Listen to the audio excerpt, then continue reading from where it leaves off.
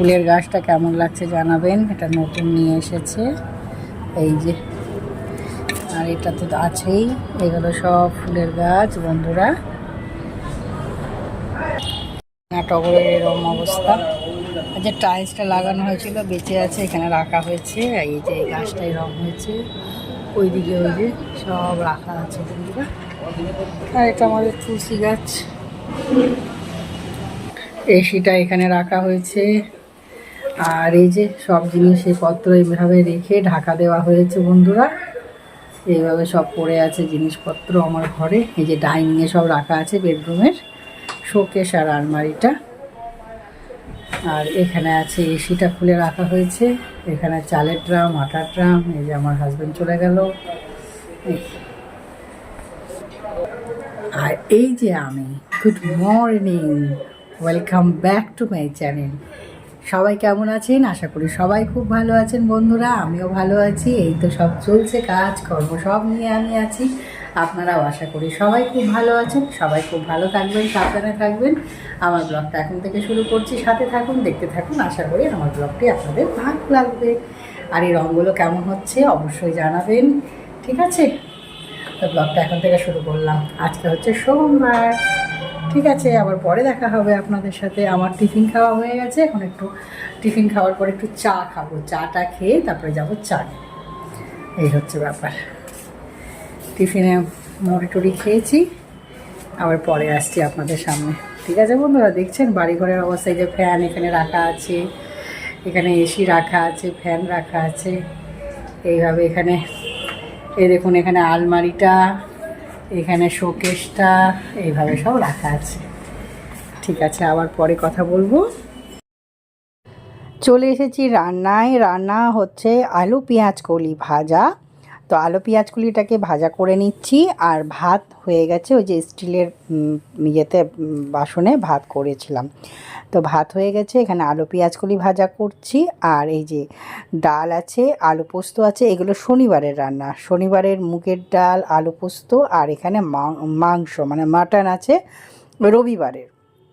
এই নিয়ে আমাদের খাওয়া হয়েছে লাঞ্চ আমাদের। এই যে আর এখানে ভাত। তো এই জন্যই বেশি কিছু রান্না হয়নি। এই যে আলু পেঁয়াজ কলি ভাজা আর সব ভাত করেছিলাম, আর বাদ বাকি ওই দিয়ে খেয়েছিলাম। এই যে রান্না। আর এটা হচ্ছে নেক্সট দিন মর্নিং, গুড মর্নিং। কারণ এখানে আমি শনিবার দিন আমাদের রাত্রেবেলায় পনির পরোটা করেছিলাম বন্ধুরা। তো পনির পরোটা করার পরে তো পনির পরোটা ছিল, তাই জন্য নেক্সট দিন আবার পনির পরোটাটা আমি সকালে টিফিন করেছিলাম, মানে মঙ্গলবার দিন, মানে আজকে।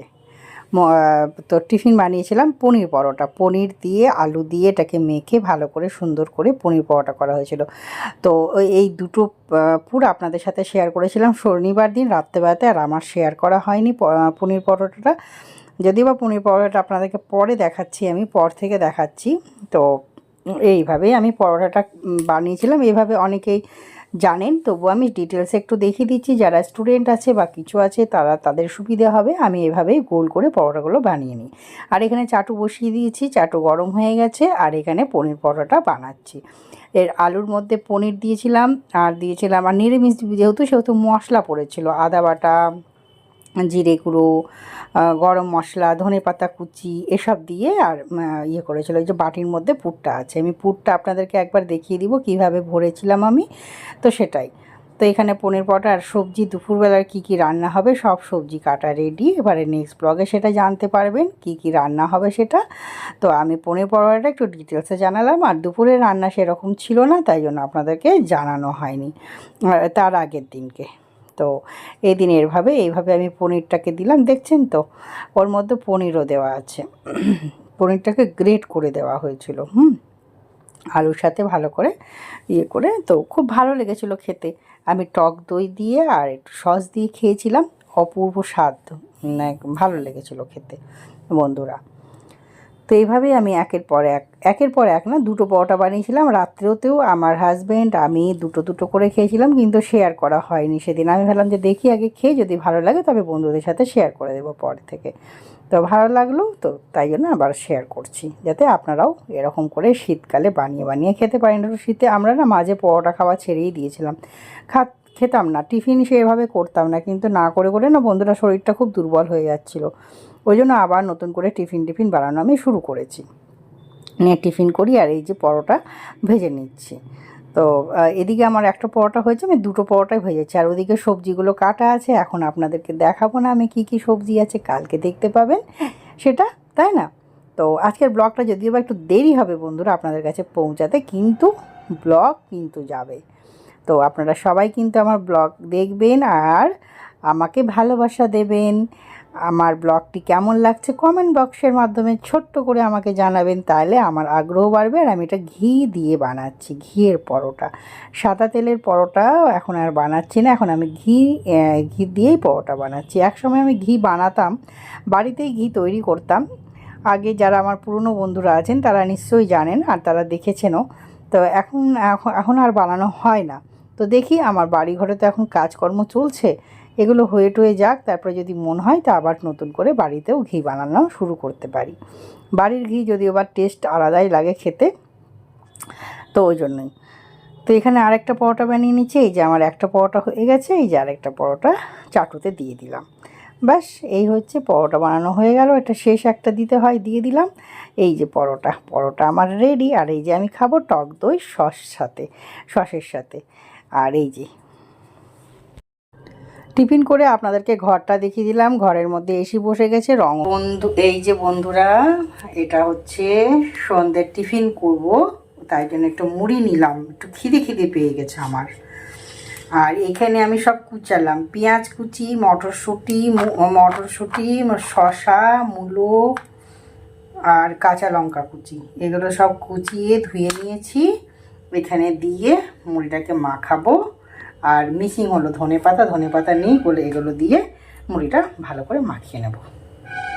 বন্ধুরা এখানে তেল, লবণ সব দিয়ে নিয়েছি, নিয়ে মুড়িটাকে ভালো করে মাখিয়ে নেব।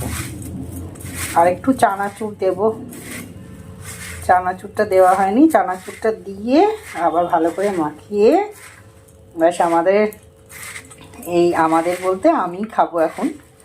একটু মুড়িটা মনে হচ্ছে না বেশি হয়ে গেল না কি হলো বুঝতে পারছি না, আসলে খিদেটাও পেয়ে গেছে বন্ধুরা। ঠিক আছে, চানাচুরটাও দিয়ে দিলাম। এবারে চানাচুরটা দিয়ে ভালো করে মাখিয়ে নেব, নিয়ে খাবো। কার এরকম মুড়ি খেতে ভাল লাগে বন্ধুরা? সন্ধেবেলায় ফুচকা, ঘুগনি এগুলো তো আছেই, তাছাড়াও মুড়ি মাখাটাও কিন্তু বেশ ভালো লাগে, তাতে আবার শীতকালের মুড়ি মাখা, তাই না? তা আমি একটু মুড়িটা মাখিয়ে নিলাম, মুড়ি খেয়ে তারপরে আবার আপনাদের সামনে আমি দেখা করব। ঠিক আছে বন্ধুরা, তা আজকে হচ্ছে বৃহস্পতিবার দিন এই মুড়ি মাখাটা আপনাদেরকে আমি দেখালাম। হ্যালো ফ্রেন্ড, হ্যাঁ এই ঘরে এখন আমরা শিফট করে গেছি, রং কমপ্লিট হয়ে গেছে, এই যে দেখতে পাচ্ছেন পেন্টিংটা, আর এখানে এইভাবে আছে। আর পুরনো পর্দাটাই এখন লাগিয়েছি, কারণ ঘরে রং হচ্ছে, তো পুরোপুরি ঘরে রং করা কমপ্লিট হয়ে যাক, তারপরে আমরা নতুন পর্দাগুলো লাগাবো। তো এখন ঘরে কাজকর্ম চলছে, রান্নাঘরের কাজ হচ্ছে, কী কাজ হচ্ছে না হচ্ছে নেক্সট ব্লগে অবশ্যই জানতে পারবেন। তো আজকে আমি আপনাদের সাথে একটু কথা বলতে আসলাম, ব্লগটা শেষ করার আগে আমি একটু কথা বলে নিচ্ছি। তো এই ঘরটা আমি পর থেকে আপনাদেরকে দেখাবো, এই যে এই পেন্টিংটা হয়েছে, এই যে দেখতে পাচ্ছেন, আমি পর থেকে আপনাদেরকে ডিটেলসে ভালো করে দেখাবো। তো ঠিক আছে, আজকের মতন আমার ব্লগটা ছোট্ট পাড়া ব্লগ থাকছে, আপনারা সবাই দেখুন, আশা করি আপনাদের ব্লগটি ভালো লাগবে, আমাকে সাপোর্ট করুন। আর এই হচ্ছে বাড়িতে এখন তো মিস্ত্রি অনেক দিন ধরে লেগেছে, তো এখন কাজ প্রায় শেষের দিকে। রান্নাঘরে রং হয়ে গেছে, রান্নাঘরে কি রং হয়েছে না হয়েছে ব্লগে চোখ রাখবেন, দেখতে পাবেন নেক্সট ব্লগগুলোতে। ঠিক আছে, তো আজকের মতন আমার এইটুকুনি ব্লগ থাকছে। আর পনির পরোটা আছে ব্লগে, পনির পরোটা অল্প করে ডিটেলসে দেখানো হয়নি, ডিটেলসে আপনাদেরকে পরে দেখাবো, যখন আবার কোনো দিনও করবো তখন দেখাবো। তো ছোটো ছোটো করে দেখানো আছে রান্না, আর গাছগুলোও কেমন লেগেছে জানাবেন। ঠিক আছে, আজকের ব্লগ এখানেই শেষ করছি। সবাই খুব ভালো থাকবেন, যারা নতুন বন্ধুরা আছেন তারা প্লিজ চ্যানেলটিকে সাবস্ক্রাইব করে দিয়ে বেল আইকনকে অল করে দেবেন। আমার ফেসবুক পেজ আছে Bengali blogger Sumi, insta ID আছে Bengali blogger Sumi, please subscribe করে দেবেন, আর ফেসবুক পেজটাও ফলো করে দেবেন। আর আজকের মতন এখানেই আসি, tata bye bye, love you all, সবাই খুব ভালো থাকবেন, আজকের মতন টাটা বাই। সবাই ব্লগটি দেখবেন, ভালো লাগলে লাইক করবেন প্লিজ, আর কমেন্ট বক্সে কমেন্ট করে জানাবেন কেমন লাগলো ব্লগটা। ঠিক আছে, বাই।